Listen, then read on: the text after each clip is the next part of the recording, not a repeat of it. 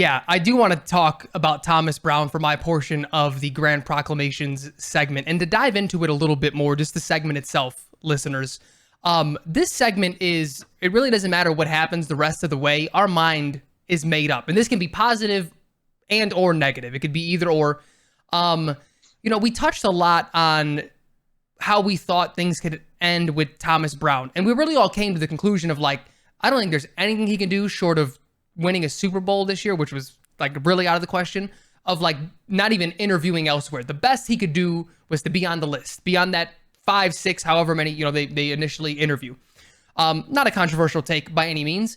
Boys, my grand proclamation is that he cannot be on that list. The bleeding blue liberal cuck inside of me is going to tell you why I have empathy for the man because, we've talked about this. He was just the passing game coordinator fucking 2 days ago. So I get it.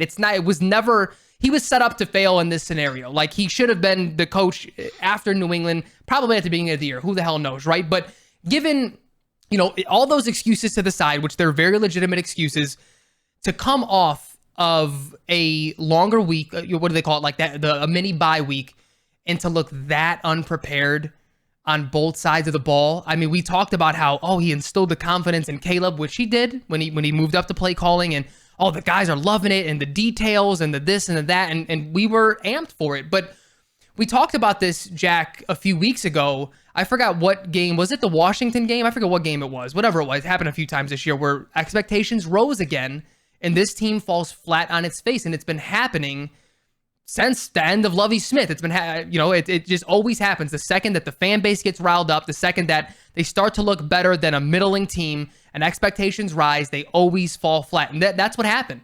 And the funny part about it all is the expectations rising wasn't we're going to go in and beat the hell out of the Niners. I think maybe some of us felt that way, but it was more hey, we can be watchable. We're going to be in these games. Thomas Brown's going to show us what a run-of-the-mill, at the very least, coach can do for this team. And that didn't happen. Your boy was calling plays on the sidelines, and all of a sudden, numerous times throughout a game, he has 4 or 5, maybe not that many, 3 guys on the same portion of the field running the same route. And it's did Shane Waldron just come back and start calling this thing? Is this Matt Nagy all over again? 5-yard curl routes, every single. I mean, it's again, you can't be too hard on the guy because he's just been promoted twice in 2 weeks. So I get it, but I'm out on him being on the short list, being a head coach for this team moving forward. I wish him the best of luck, but there's no shot. Fellas, agree, disagree, any sort of pushback? Do you want to add on to it? How are you feeling about my grand proclamation? Naz, you could feel free to go first if you'd like. You're muted, I think. I feel bad for the dude. I'm going to be honest.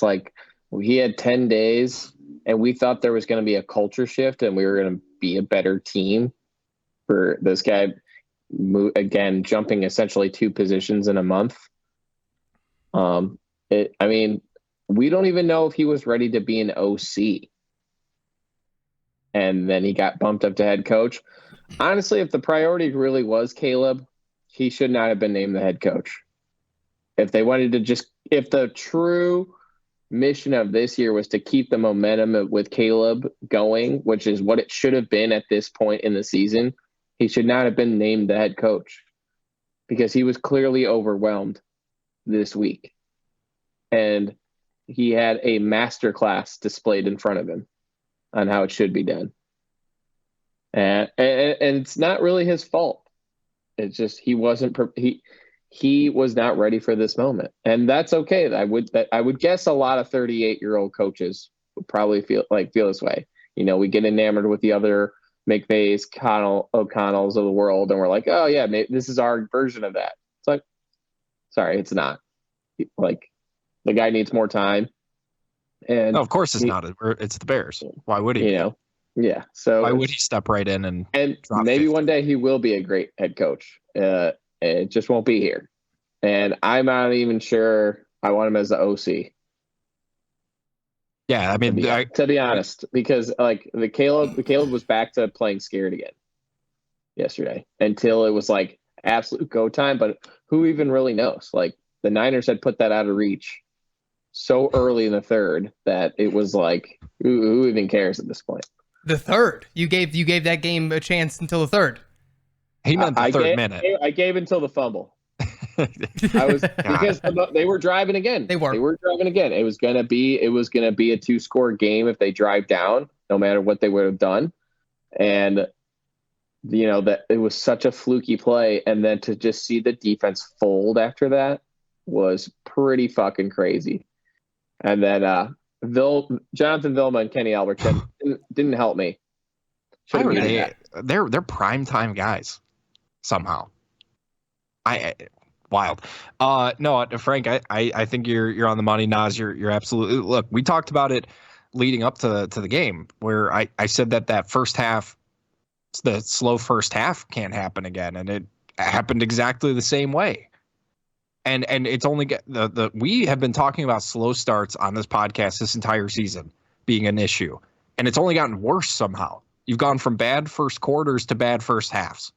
Like that's unacceptable. I don't care that, you could feel bad for him, and I do. He's been put in a very difficult situation, but I can't hear all of the positivity from Sean McVay hyping him up to Kevin Warren and Ryan Poles hyping him up, and the players talking about, oh my God, what a breath of fresh air.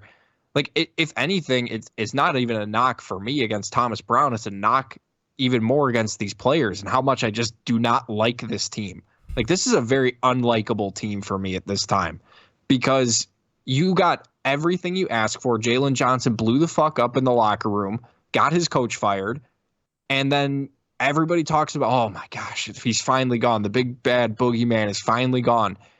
And then they go out and do that against a team with, look, the 49ers are still a good team. Let's not get it twisted, but they were missing a lot of guys. Their best running back, not in. Their best tackle, not in. Their best edge rusher, not in. And they still get blown out by halftime. Like that, it's not a knock against Thomas Brown. He can only do so much, but man, this team sucks. I hate this team.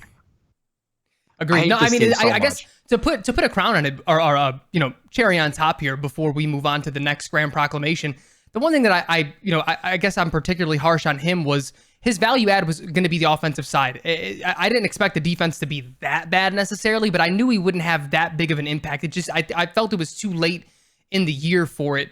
And that was gone immediately when he couldn't call plays from the booth. I don't know if that had anything to do with it or what, but if you're going to be head coach one day still calling plays, you're not going to be in the booth, brother. Like, you got to get down here and do your thing.